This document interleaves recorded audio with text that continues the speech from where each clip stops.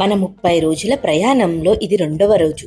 శివుని పేరు ఒక్కసారి జపించినా మనస్సు శాంతి లభిస్తుంది.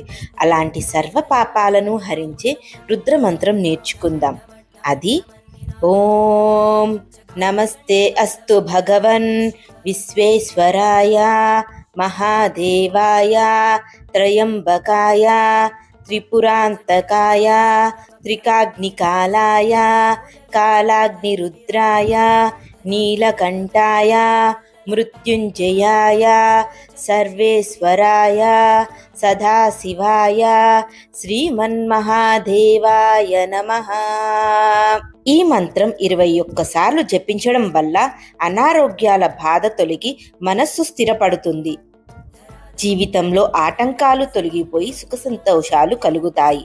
మరిన్ని ఇలాంటి విషయాల కోసం మన ఛానల్ని సబ్స్క్రైబ్ చేసుకోండి. రేపు మరొక మంత్రం నేర్చుకుందాం. శివుని కృప మీపై ఎల్లప్పుడూ ఉండాలని ఆశిస్తూ ఓం నమః శివాయ.